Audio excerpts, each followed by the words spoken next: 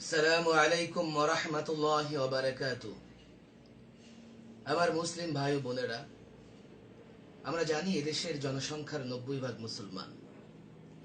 তা সত্ত্বেও একজন মুসলিম হিসেবে আমি আজ বড়ই আতঙ্কিত, ব্যথিত, ক্ষুব্ধও বটে।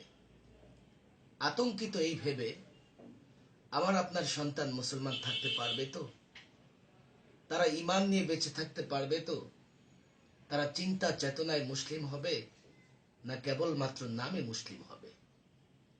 কেননা মানুষের চিন্তা চেতনা বিশ্বাস সৃষ্টি হয় শিক্ষা সংস্কৃতি থেকে। শিক্ষা ও সংস্কৃতিতে যদি কোনো ত্রুটি থাকে, তার চিন্তা চেতনা বিশ্বাস ত্রুটিপূর্ণ হয়। একটু খোঁজ নিয়ে দেখুন, আমাদের দেশের জাতীয় শিক্ষাক্রম ও পাঠ্যপুস্তক বোর্ড কি দায়িত্ব পালন করছে? তারা কি দেশের সংখ্যাগরিষ্ঠ মুসলমানের মতাদর্শ প্রচার এবং লালন করবার চেষ্টা করছে, না ধর্ম নিরপেক্ষতার নামে হিন্দুত্ববাদ নাস্তিক্যবাদ প্রচার করছে? আজকে আমি আপনাদের সামনে দেশের জাতীয় পাঠ্যপুস্তক থেকে কিছু বিষয় তুলে ধরছি। আপনারা খেয়াল করে দেখবেন কি করে কৌশলে আমাদের দেশের সন্তান শিক্ষার্থীদেরকে নাস্তিক কিংবা হিন্দুত্ববাদ শিক্ষা দেওয়া হচ্ছে। আমার সামনে আসছে আমার বাংলা বই, যেটি প্রথম শ্রেণীতে পড়ানো হয়। এ বইতে বর্ণমালা শিক্ষা দেওয়ার নামে ঋষি, ডোল, তবলা, একতারা, হিন্দুদের রথ যাত্রা ইত্যাদি শেখানো হচ্ছে। আমার বাংলা বই, যেটি দ্বিতীয় শ্রেণীতে পড়ানো হয়, এই বইতে সবে মিলে করি কাজ আমাদের রাসূল করিম সাল্লাল্লাহু আলাইহি সাল্লামের সংক্ষিপ্ত জীবন চরিত্র ছিল, যা বাদ দেওয়া হয়েছে।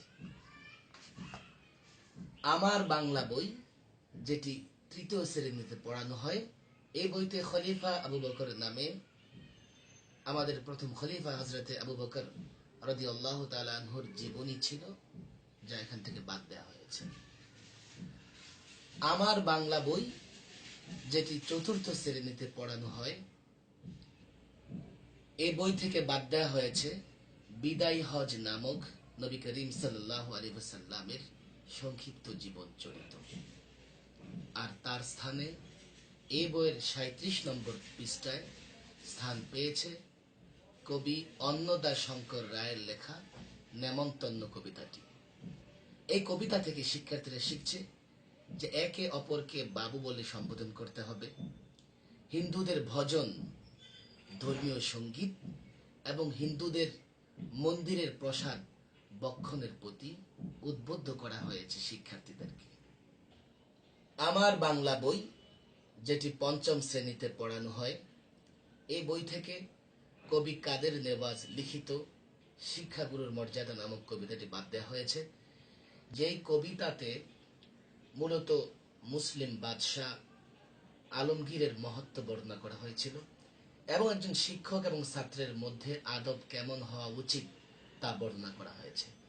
আরো বাদ দেওয়া হয়েছে এই বই থেকে শহীদ তিতুমির নামক গল্পটি।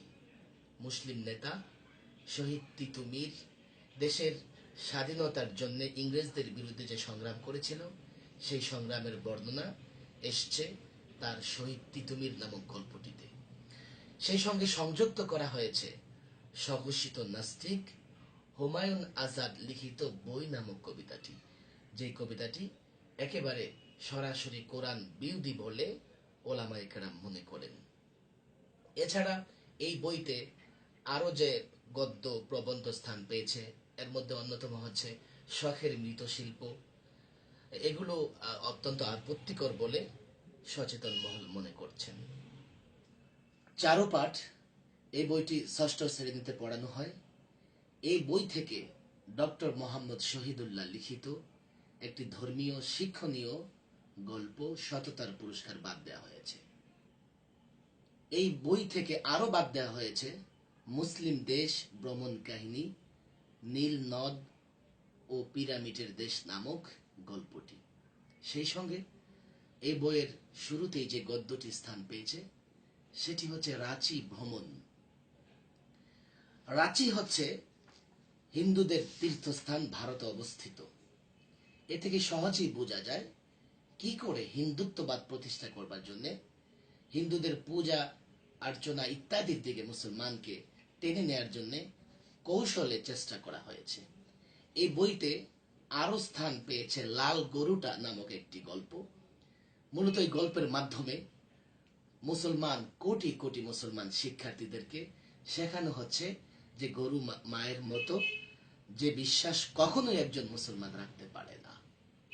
সপ্তবর্ণা, যা সপ্তম শ্রেণীতে পড়ানো হয়, এই বই থেকে বাদ দেওয়া হয়েছে মরু ভাস্কর নামক আখিরি নবী রসুল করিম সাল্লাল্লাহু আলাইহি সাল্লামের সংক্ষিপ্ত জীবনী।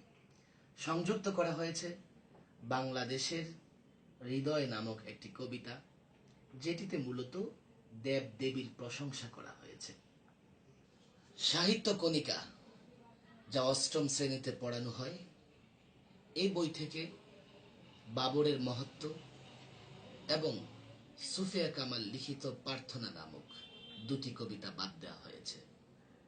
সেই সঙ্গে শেখানো হচ্ছে সংকীর্তন, দেব মন্দির, মূর্তি পূজা ইত্যাদি, যা অত্যন্ত দুঃখজনক যে দেশের কোটি কোটি শিক্ষার্থীরা এগুলো শিখবে এই বই পড়ে।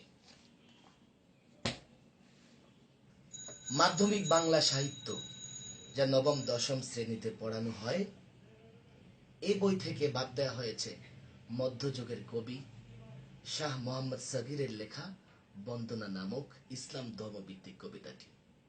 এরপর বাদ দেওয়া হয়েছে মধ্যযুগের আরেকজন কবি কবি আলাওলের ধর্মভিত্তিক হামদ নামক কবিতাটি।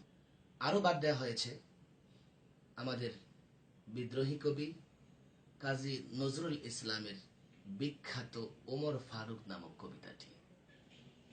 অন্তর্ভুক্ত করা হয়েছে এই বইটিতে আমার সন্তান নামক একটি কবিতা, যেটি হিন্দুদের ধর্ম নিয়ে লেখা মঙ্গল কাব্য এর অন্তর্ভুক্ত। এছাড়া এই বইতে অন্তর্ভুক্ত করা হয়েছে সময় গেলে সাধন হবে না শিরোনামে একটি কবিতা, যেখানে বাউলদের বিকৃত যৌনাচারের কাহিনী বর্ণিত হয়েছে। এছাড়া আরো অন্তর্ভুক্ত করা হয়েছে সুখের লাগিয়া নামক একটি কবিতা, যেই কবিতাটিতে হিন্দুদের রাধা কৃষ্ণের লীলা কীর্তন বর্ণিত হয়েছে। এছাড়া মাধ্যমিক উচ্চ মাধ্যমিক বিদ্যালয়গুলোতে নিজেকে জানুন নামক যৌন শিক্ষার বই প্রচার করা হচ্ছে।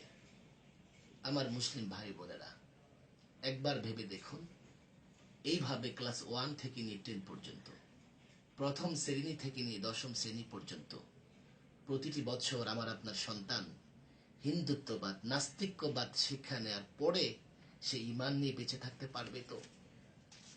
এছাড়া দ্বাদশ শ্রেণীর দ্বিতীয় বর্ষে এই বইটি পড়ানো হয়, যার নাম হচ্ছে সংস্কৃতি কথা। এই বইয়ের একেবারে শুরুতেই আপনারা যদি দেখবেন ধর্মকে কটাক্ষ করে কি করে ধর্মের প্রতি বিদ্বেষ ছড়ানো হয়েছে। এখানে লেখা হয়েছে, ধর্ম মানে জীবনের নিয়ন্ত্রণ। মার্জিত আলোক প্রাপ্তরা কালচারের মারফতেই নিজেদের নিয়ন্ত্রিত করে, বাইরের আদেশে নয়। ভিতরের সূক্ষ্ম চেতনাই তাদের চালক, তাই তাদের জন্য ধর্মের ততটা দরকার হয় না। এই দ্বাদশ শ্রেণী অর্থাৎ ডিগ্রিতে দ্বিতীয় বর্ষে কি পড়ছে আমার সন্তানরা, এ তো মাত্র উদাহরণস্বরূপ। মূলত এমন হাজারো বিষয় আপনারা দেখবেন যেখানে ইসলামের প্রতি বিদ্বেষ ছড়ানো হয়েছে, যেখানে ইসলামকে সুকৌশলে একটি বালা মুসিবত হিসেবে, বিপদ হিসেবে উপস্থাপন করা হয়েছে। আমার অনুরোধ থাকবে আপনাদের প্রতি, আমাদের ভবিষ্যৎ প্রজন্মকে মুসলমান রাখবার জন্য, ঈমান তাদের যেন ঠিক টিকে থাকে, তারা যেন ঈমানদার হয়ে বেঁচে থাকতে পারে, এখনই আমাদের সজাগ হওয়া দরকার।